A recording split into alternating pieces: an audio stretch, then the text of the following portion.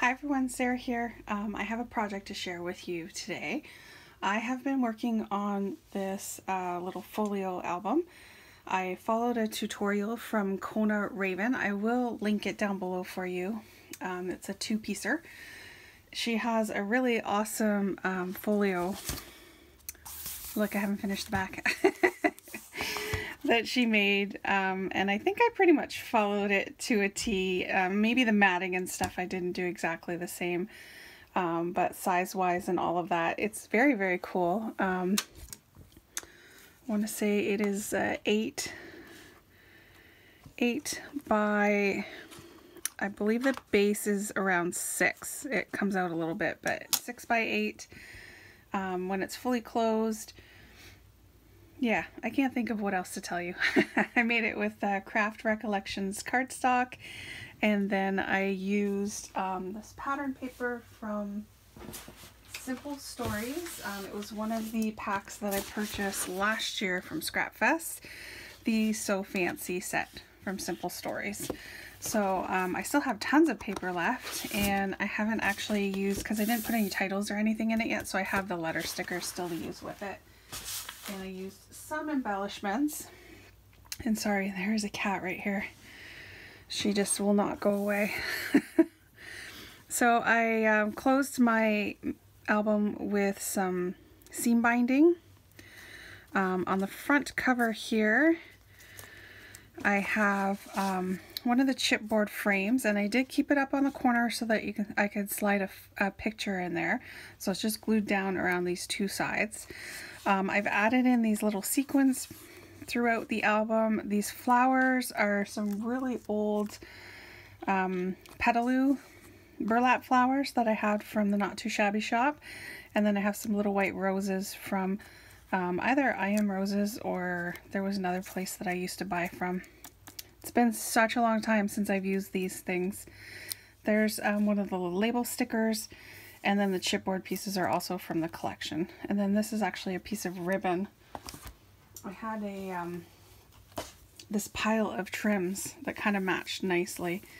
And this one has these felt, or like more like velvet roses, flowers that I just cut off to use throughout. Okay, so I'm gonna untie this. Basically it goes around the bottom, so I still need to cut a piece of paper to put across the back here to hold all of this in place. So your ribbon goes underneath, and then this ribbon is under the front cover.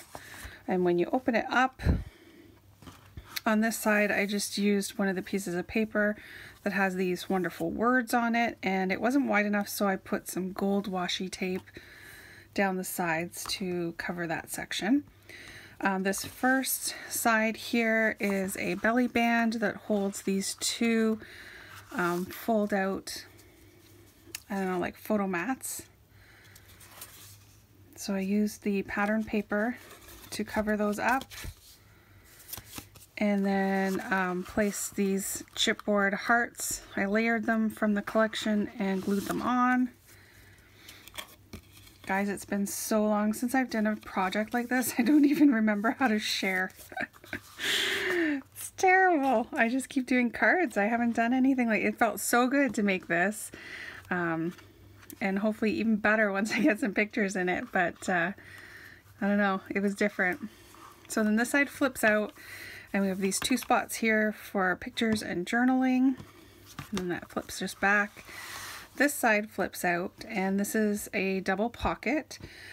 This turned out really, really nice. The Eiffel Tower with the gold foiling is part of the paper in the background, but I added in this chipboard word girl and this sticker that says just be yourself, and then some more chipboard flowers and some sequins.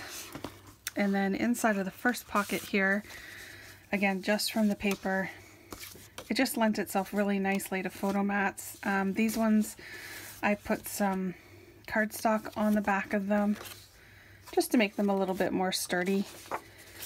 So then these just go back in here. And that one goes all the way down to the bottom. And then this one is just a smaller one on top. I love the gold foiling in this paper line. It's just so pretty. You really didn't have to do anything to it. I did ink all of the edges with, what was it? Vintage Photo Distress ink. Okay, so in the middle here, we have the top flap. These are photo mats.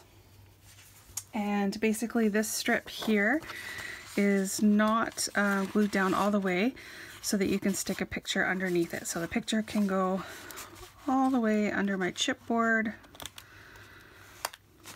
and right up in there. So cute. And again, just layered some chipboard. This is a little phone and a flower, and then this sticker added on, and then with some sequins. So the top flap goes up, and this is a pocket. So again, chipboard. So I did some washi tape on the bottom, and it is a Velcro closure. And then on the inside is just some of the extra pieces that I have here from the paper collection. Again, just inked up all the edges. Serious issues.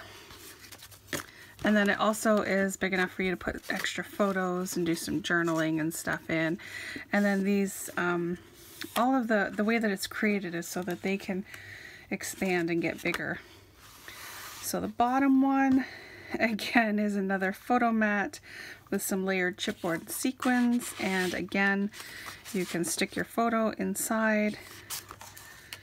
And the way that she does it is you use double-sided tape. And normally you wouldn't use double-sided tape in a mini album like this, because whenever you stick something in there, the double-sided tape is still sticky. But the whole idea is that when you slid your photo in, you don't even need to attach it, it'll stay. Okay, so let me just fold this down so I can bring this up just to share the bottom. And again, it's the same thing. Ugh. It's supposed to be the same thing. There we go. Another photo mat. This one's just a little bit thinner because I was using some scraps. This little shoe, so cute. And that's again just part of the paper. And then on the back, gosh, she is like really wants to get in this video. On the back we have a pocket underneath, and again these are the rest of the pieces that I had cut out and just inked all the edges. So cute. And they just slide in there, so you can slide pictures, journaling, and then this is a waterfall for pictures. And I just left it blank for now because I'm not sure if I want to put pattern paper or just put the photos down on there. So lots of space to put pictures, little keepsakes, anything like that. Cat hair. She's so frustrating sometimes.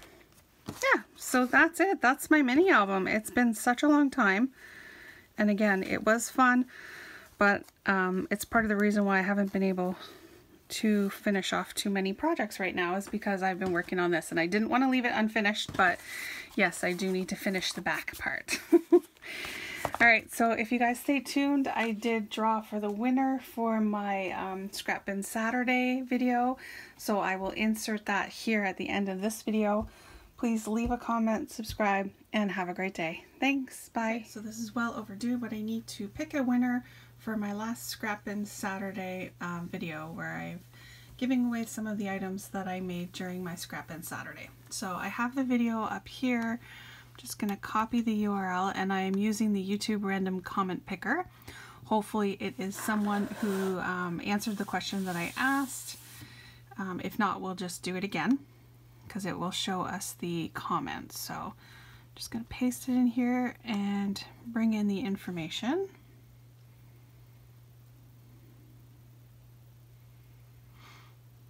And then we're going to go down here and hit start.